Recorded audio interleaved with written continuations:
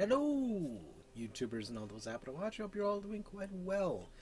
So, this right here is first impressions of the following game right here, Dark Souls 3.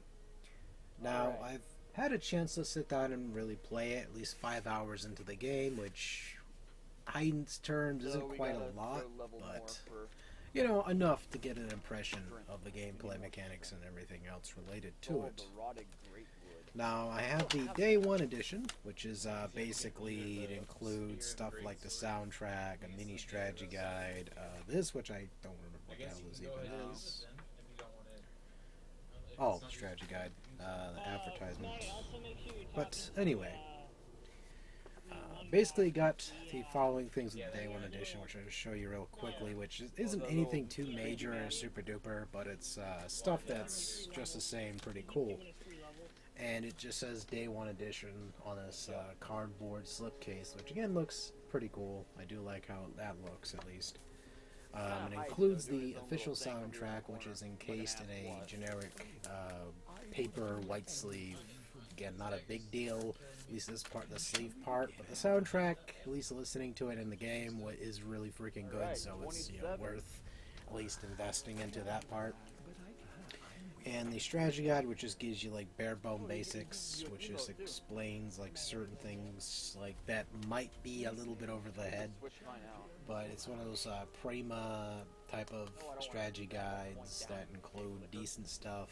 It includes a code in the back here, which is a video, which is basically saying how to beat the first boss. Which again, the first boss is not too hard, so it isn't like rocket science. So, okay, let's put that back in there, and I'll talk as I put this away. But yeah, basically the game itself, it's exactly how you would remember Dark Souls 1 and 2. It's practically the same. It goes over in footnote the first two games, and it talks about the Cinder Lords you have to deal with in the game. Now, this one is exactly the same as it comes down to the bare basics of throw you into a world and just have you figure out stuff on your own. This is how this game was always based off of, and it's always how it's going to be. Long story short, it does definitely feel like the first two games, which is not a bad thing. I mean, if it feels very familiar, then it's going to be very good for veterans. For newer players, I don't think is going to be too much of a difference. So, again, if you never played the Dark Souls series in your life, I'd say go play the first two, then come to this one. So it all comes into fruition. You have a better experience, and it's easier to follow through.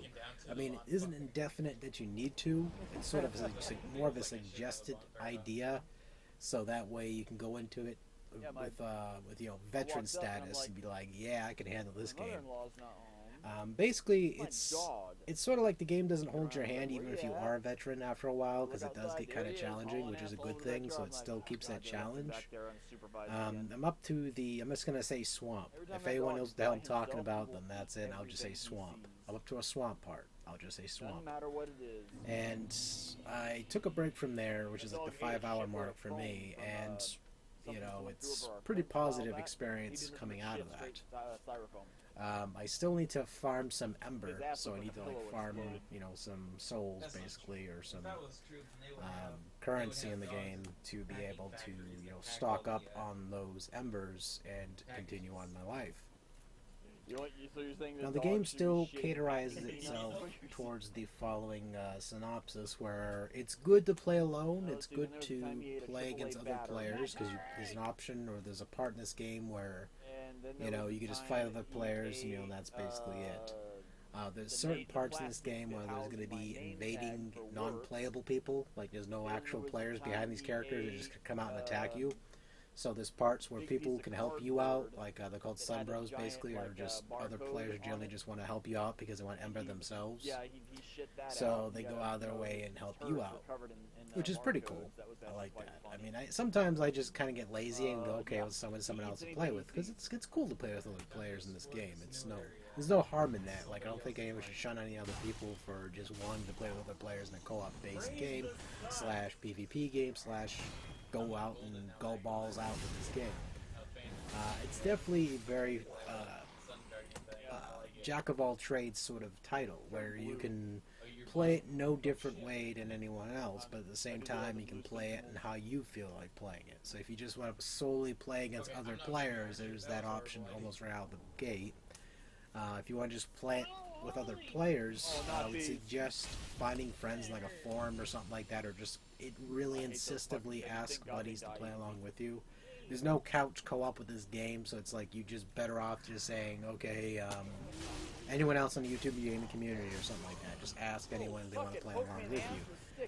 You have to be within the same proximity of leveling, or at least levels, in order to play with one another. So there's that area. But other than that, the only problems I actually had with this game were the following. It does lag a bit. Obviously, it's the first day for the official release, and it has been an area of issue for the early on players, people who basically, kiss some ass and got a copy early, basically. I'm just saying that underlined. And the streamers and everything like that have complained about this as well, that it has a lot of lag issues, like it just bogs down to hell. Which again, that just has been an issue in most games like this for a long time. It's just how it is. You have to stabilize the servers and all that. I mean, again, I'm not excusing the fact that it isn't perfect, or at least isn't where it's at a better state, but, you expect this. There's more overwhelming connectivity issues versus, having 20 people jump onto a server and that's it. I mean, it isn't going to even nearly test the servers out. Well, they could just throttle it. No, that ain't how it works. There's people from all sorts of the part of the next of the world, and that's just how it's going to be. And there's going to be people hitting us all at once, and it's going to make the servers not perfect, or make issues with the servers. So again, I can understand that part of that issue. It's still makes it still a pain in the ass. I still don't like it either which way, even though I understand what's going on with it. It's just sort of like So. Visually, the game looks almost identical to Dark Souls 2, but a little bit more upscaled. Like, it just looks more gorgeous. I'd say it has like deeper, what is the term called? Field of view. Like, it looks much wider, much larger. You can just see like these landscapes in the distance, or these silhouettes in the distance, like castles and towers and forestry and all that. Obvious smog or fog along the way, I guess, to use like the frame rate issue, I guess, for certain parts of the game. Enemies in this game, again, are just how they used to be. They're sometimes pretty darn intelligent, some of them pretty damn aggressive, and others are just flat out derpy, like they just die for the stupidest of reasons. And it's, I mean, don't get me wrong, I don't mind a stupid enemy sometimes, like it just gives me free souls and shit. I'm like, okay, put that in my pocket, thank you. But, yeah. I mean, there's plenty of weapons too, so there's like enemies that drop items or weapons. You can actually use those weapons and everything too, so it's like, it's kind of cool that they added some of these features. And the vendors you can actually sell shit at now. You can actually farm like enemies or something like that, and you say, for example, they'll drop something you don't really want, like there's like an item like a weapon or PvP based weapons or items you don't really give a shit about, like say mostly items. And you're just like, I don't need this crap, so you can just go off to the vendor and sell it and get some souls for it. I mean, it isn't a lot, but enough where you can just take those, go to the vendor and go, here you go. I believe there's like no such thing as enemies disappearing forever from certain zones anymore, so you could just go in there and, farm to your heart's content. At least that's so far what I've gathered. I mean, I might be wrong, it might be like a raised bar where how many times you can do that, but I haven't really noticed too much of a difference. I think what else was I going to say? Thinking of me isn't a good thing. No. Basically, yeah, feels exactly like the other Dark Souls games. Feels a little bit more upscaled, still had some of the similar issues that the original games had, and it does, the combat-wise, does share a similarity to this game right here in Bloodborne. It has a little bit borrowed ideas from this one, which is not a bad thing. It actually had a really good combat system. So it's a little bit more quicker. Not quite. Like, it still feels like a Dark Souls game, not the Bloodborne. Bloodborne is good. Again, it was like one of my favorites of PS4, but at the same time, it had a combat system I really enjoyed out of it. So they stuck a little bit of that into this. So I guess it was good for me to mentally and physically practice with Bloodborne before jumping into this game again. At least jumping into this game. I mean, wow, brain fart somehow.